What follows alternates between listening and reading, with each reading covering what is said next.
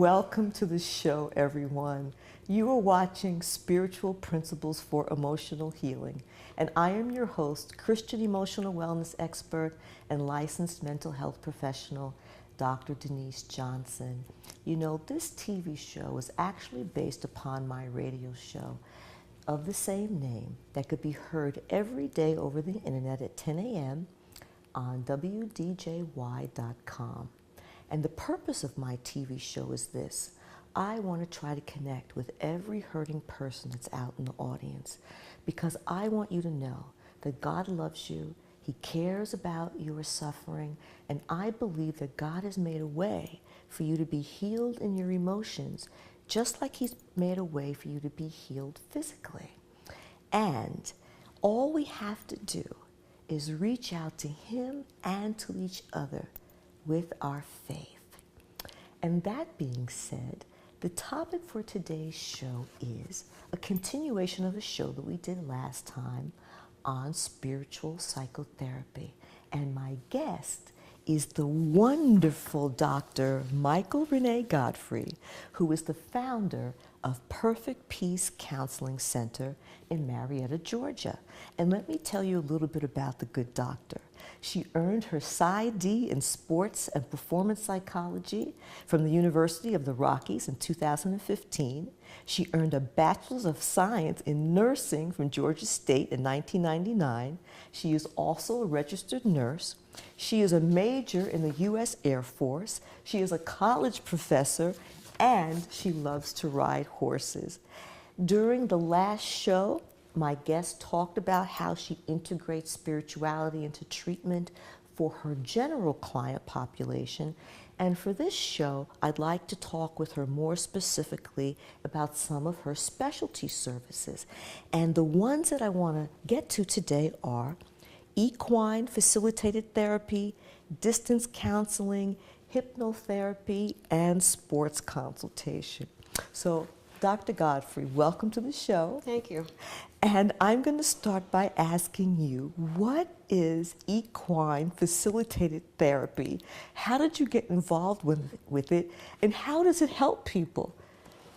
Equine facilitated psychotherapy is therapy with horses. Okay. People and horses. I'm glad you clarified Yes, that. I do have to do that. I have a horse. Her name is Hershey. Okay. I've been a rider since I was 9. Wow. And I found out that you can use horses to open people up. Wow. So to play with my horse and do therapy, which is my calling, is just the best of both worlds for me. Horses react to human emotion. Okay. Similar to how people do. So clients are able to make changes in real time. For example, if someone has social anxiety, Okay. Hershey will go far away because Okay. that energy is not comfortable for her. Okay. If I can get the client to calm themselves, they will notice that Hershey will get closer Wow. and closer.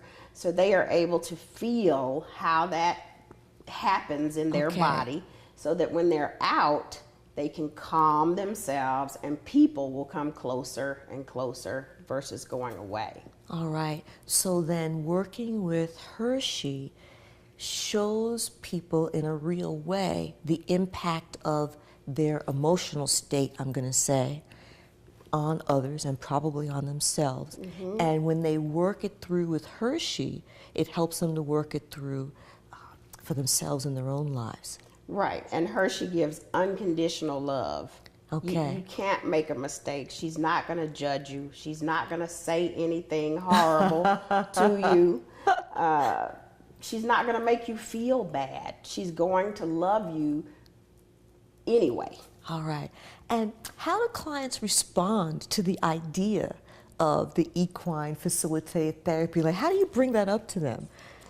A lot of times they will ask about horses because I have horses all over my office. I see. And I will introduce it that way.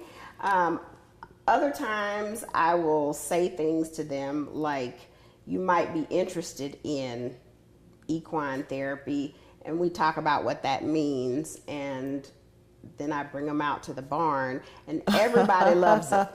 Everybody loves their experience. That is excellent. That is excellent. And the other thing that I know is that people use dogs and cats and other things in therapy with clients, and usually they have the same response. People, as they relate to the animal that's there, it gives them a sense of peace and calm, and it helps them translate that into their work with people and with themselves. Yes. Oh, and I do also agree that working with animals is spiritual. And I think that fits wonderfully into your paradigm. All right, then, well, we have come to our first break, and I want to ask you to return, because after the break, the good doctor is going to talk about some of her other specialty services.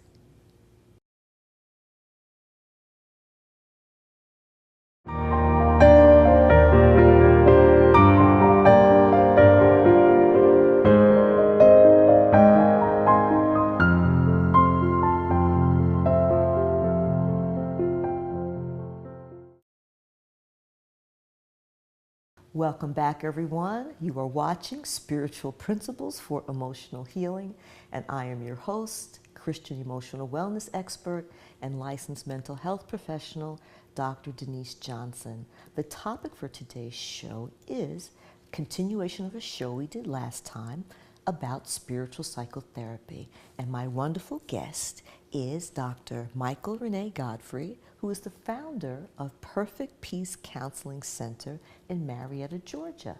During the last segment, the doctor was explaining to us how she uses her horse, Hershey, to help clients in their psychotherapy. But for this segment, I'd like to talk with her about two of her other specialty services. And so, doctor, I want to ask you, what is distance counseling? I'm going to start with that one first. What is that, and how does it help people? Distance counseling is a specialized credential that allows me to do therapy via video conference, telephone, text message, email with clients who cannot get to the office. Interesting, interesting, because I do agree with you that a lot of people are homebound or they're not close to where the doctor's office would be, and in times past they haven't been able to use the service. Right. And so now you can get a specialty certification to be able to do that? Yes. What does that entail, the certification? Like, what do you have to do? It's a 4-day training course that goes over, of course, ethics, but mostly safety and how to handle crises or emergencies in a distant setting. Because the client is not right there with you, it's important to know where the local sheriff's department is, where the nearest hospital is, so that you can still work with them in a virtual environment. That is excellent, and I could see it just opening up services for many people that otherwise would not be able to get them. Well, then my next question is, what is hypnotherapy? How did you get involved with that, and how does that help people? Hypnotherapy can be used in two different ways. A lot of people do regressive hypnotherapy, which takes people back into their childhood or into a memory that they cannot seem to open up. I don't typically do regressive hypnotherapy. I do more targeted hypnotherapy, where we identify an issue, whether it's an eating disorder, a phobia of some type, and we target that behavior. Hypnotherapy puts the client in trance, where we make suggestions into the subconscious, and then they live out those suggestions once they wake up, so to speak.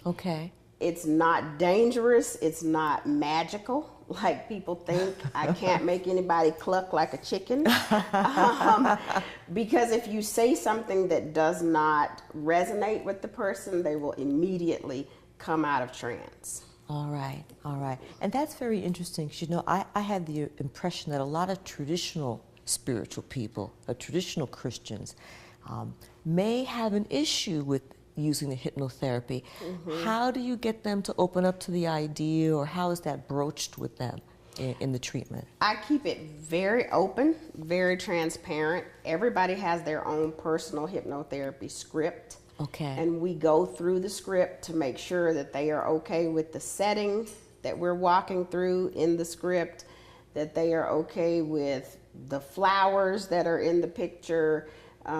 They actually create the suggestive statements that they want me to say. All right. So they already know what I'm going to say. Okay. So that there's no fear that I'm going to insert something that goes against their beliefs. And once they approve the script, I read it, I let them hear it, and then we start the hypnotherapy part of it. All right. So giving them a lot of control over how it starts and in terms of the content of it helps them to feel more comfortable with that. And then do they practice it all on their own, separate from you, or no, not really? You just do that with them and then they just carry it out in between sessions? After a few sessions, some people do like to take a recording home and they can listen to me and do it at home. Most people like to do it in the office. It's really up to them and how disciplined they are. All right. And would you say that doing the hypnotherapy advances therapy a little bit more quickly for people? Yes. And if it does, how so? Because we speak to the subconscious, which hides little gremlins, I call them. Those little negative voices that say, see, you're always going to be fat. See, you're always going to overeat. In the subconscious, we know I can do anything through Christ who strengthens me. And so the gremlins kind of disappear and all they hear is the suggestions. And in the scenario that I'm walking them through, a lot of people choose to have God walking with them. All right. Yes. So that comes into mind and it strengthens them in the moment that they're at the buffet, so to speak. And they say, I do not have to do this. All right. All right. Excellent. Excellent. So it's talking to the subconscious. Yes. Because that is where a lot of our resistance to change and to doing better things is.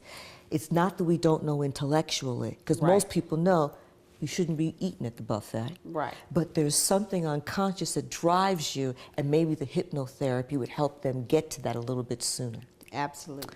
Excellent, excellent. Well, we are at the end of another fascinating segment, and I'm going to ask you to return where my guest will be talking about yet another one of her specialty therapies after the break.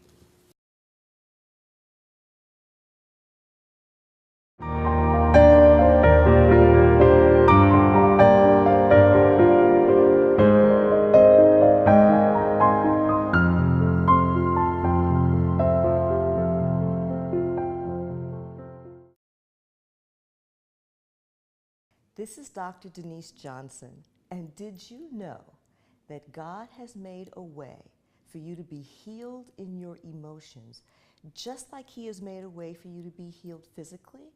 Well, I invite you to watch my show called Spiritual Principles for Emotional Healing with Dr. Denise, where we are going to discuss simple principles that can be used to help hurting hearts heal and discuss modern emotional wellness principles, both in a venue where God's name has the preeminence. I am believing that my TV show is going to help us have the power in our spirits to overcome our daily circumstances. And it would be my honor and joy if you would join me, because I believe that where your spirit leads, your emotions, power, and destiny will follow. And welcome back, everyone. You are watching Spiritual Principles for Emotional Healing, and I am your host, Christian emotional wellness expert and licensed mental health professional, Dr. Denise Johnson. And the topic for today's show is spiritual psychotherapy. And my wonderful guest is Dr. Michael-Renee Godfrey, founder of Perfect Peace Counseling Center in Marietta, Georgia. And for the last segment, the doctor has been talking to us about her specialty services. And for this segment, I'd like to talk to her about the specialty service of sports counseling or sports performance therapy. And so, welcome back. Thank you. Okay, and I wanted to ask you, what exactly is sports consultation, and how do you do that within the context of a psychotherapy practice? Sport consultation is so much fun because I love football. Okay. So again, I get to marry two loves, Okay. therapy and sports. I love football too. Yes. With sports consultation, I can help athletes who are in a slump. I can help athletes who are returning from injury, who might be afraid that they're not going to be as good. So we work on that and how to get them back mentally. We work a lot on mental toughness. Okay. I also do a great deal of work with anger management. Okay. Because especially with football players, we think when the whistle blows, they shut down. That doesn't happen. Right. The adrenaline is still pumping. The anger is still there, especially if they lose. Okay. They go home and they lash out. And that's why we see these issues with domestic violence and drug use. They're trying to calm themselves and cope, but they're not coping effectively. So as a sports therapist, I can help them figure out, how do you cut that off? You use it on the field, and then how do we ramp you down so that you can go home, love your wife, play with your kids, and function? That is excellent. That is excellent. So, is it just talk therapy, or do you do specialized techniques with them around relaxation and maybe different kinds of things? All of the above. All of the I above. usually will do an observation Okay. to see how they're performing. Okay. What's happening for them on the field, off the field. Then we do some talk therapy, and based on what we figure out in that, we decide if we need to use relaxation techniques or do we need to use some physical activities that help you burn that energy off. It's individual. It's based on that particular athlete. All right. And how do the male football players take to having a woman be their sports clinician? Being that I'm 5'2", they get quite tickled because they're huge, I'm little, but I love football, and I know that they're out there to have fun. I know that they're giving it their all. I respect that, I honor that, and I want to help them be the best football player that they want to be, the same way I want to be the best therapist that I can be. So we work together, and they just laugh and put their hand on my head and stuff like that. But it's okay. Good things come in small packages. So they respect the differences. Yes. And they respect what it is that you have to offer. Yes. And what kinds of things can you help them with exactly? Is it that, like, they're having difficulty with a certain play, even perhaps, or getting along with coaches or teammates or being on one accord? Are those kinds of things also All those included things. in that as well? There can be friction between them and their fellow players.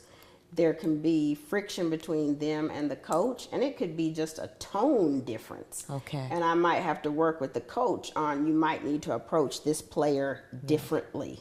Some of them have to be leaders for special teams or Yes. something like that, and that's a lot of responsibility for Yes. them. So we talk about how to do that and how to balance being a teammate and a leader at the same time. Excellent, excellent. And you know, I think it's a wonderful thing that men will submit themselves to some sort of counseling, especially men that we consider to be the strongest of the strong. Because a lot of times in male psychology, they don't think they have feelings, or if they have them, they don't want to talk about them because they Right. find that to be shameful. So I just love the fact that men are learning to understand that talking about things and working with someone can actually help. And also, it's like a paradigm shift, I think, for football players, because usually they always focus on the brute strength. How many pounds can I lift? You know, how many reps can I do? And they usually don't have a mind-body understanding of what they do. But what you're talking about is giving them the ability to understand that both need to occur in order for them to be at their maximum and their best. Yes. Do you work with any other sports other than football? I know you love football, but I love football. can your services translate to other sports? Because I know that sports is big in the, performance stuff is big in the Olympics. I know it's big in golf and a lot of different things. So might you work with people in those areas as well? I have worked with golfers. I have worked with equestrians. Of course. Who ride professionally. Okay. I have worked with race car drivers. I've worked with basketball players, soccer players, swimmers. All right. So you've done the gamut. You have done the gamut. Well, doctor, I want to thank you for another wonderful show. And what I'd like to ask you is to tell the audience how they might be able to contact you if they wanted to reach out for more information. The best way to contact me is to visit my website at www.therapywithdrg.com. Excellent. And does your business have a phone number as well? Yes, the phone number is 678-401-8106. Excellent, excellent. And I always like to end the show with a short prayer, and I'm going to do that with you now. Dear Lord and Heavenly Father, I thank you for this opportunity to talk about spiritual psychotherapy with the good doctor. I bless the work of her hands. I bless her business, oh God. I bless every client that comes there, oh God, that you will meet them at their point of need. I even bless the wonderful Hershey, oh God, her horse that she told us about, oh God, and that you will do something special for Hershey, oh God, for the lending of herself for such a noble task, oh God. I speak over every person that is hurting under the sound of my voice, that they will be encouraged, oh God, to find spiritual doctors that will be able to help them through these difficult times. If there be anything else they stand in need of, we stand in agreement with them for it this day. In the name of your Son, I pray, amen. And lastly, if anybody wants to reach out to me, you can go to my Facebook page, facebook.com/spiritual principles for emotional healing. And I always want you to remember that where your spirit leads, your emotions, power, and destiny will follow.